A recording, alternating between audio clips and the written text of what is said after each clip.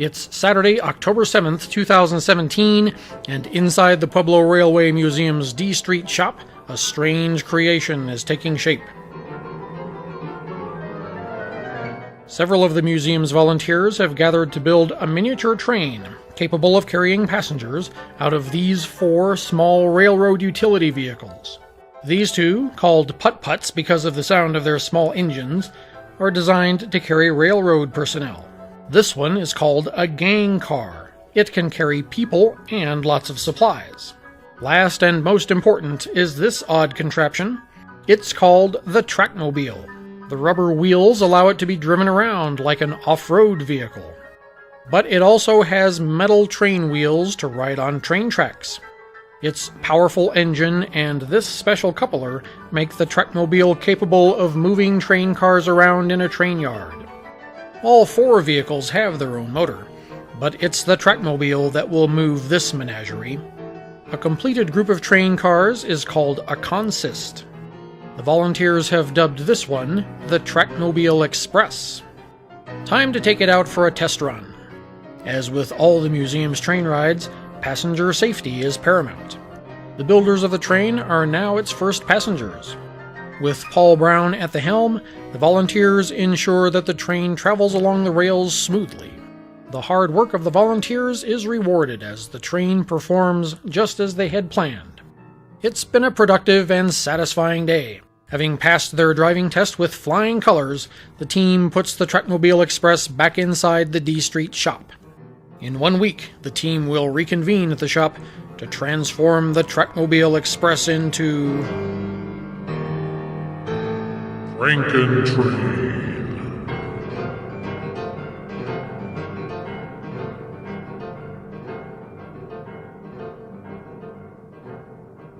A week later, over a half-dozen volunteers meet at the D Street shop to get the Frankentrain decorated.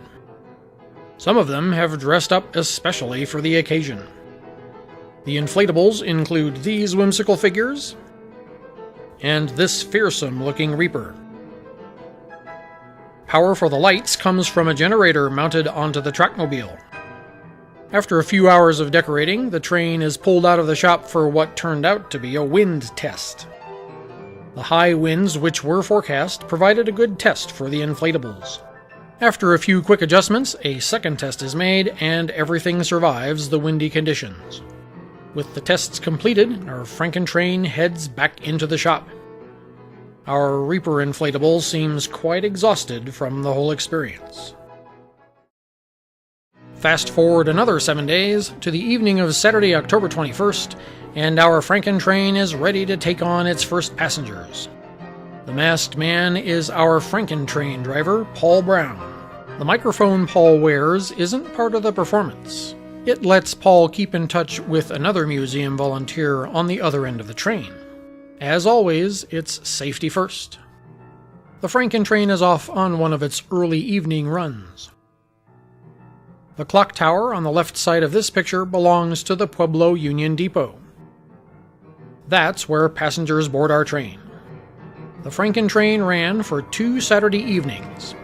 During those 2 Saturdays, the train saw over 200 passengers.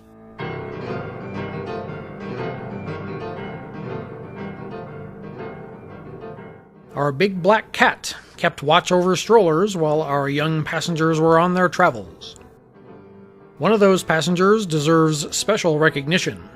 This gracious family let us get a close-up look.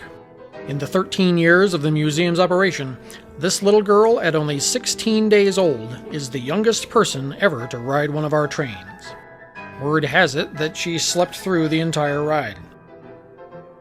But most of our young riders were wide-eyed and eager to take in the sights and sounds of the Frankentrain. Our Frankentrain adventure turned out to be a very successful event for the museum. But as with all of the museum's endeavors, it wouldn't be possible without our great volunteers. Thanks to our Frankentrain builders and decorators, Dwight Maxey, Chris Grimes, Colin Mellon, Larry Toit, Petar Srdojevic, Paul Brown, Ron Roach, Diana Applegate, and Jerry Danderand.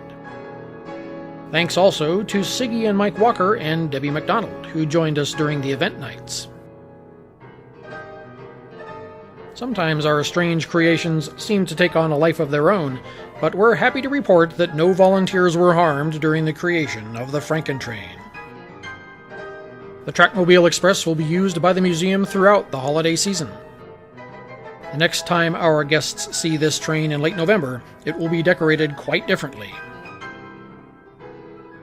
We look forward to seeing you then at the Pueblo Railway Museum.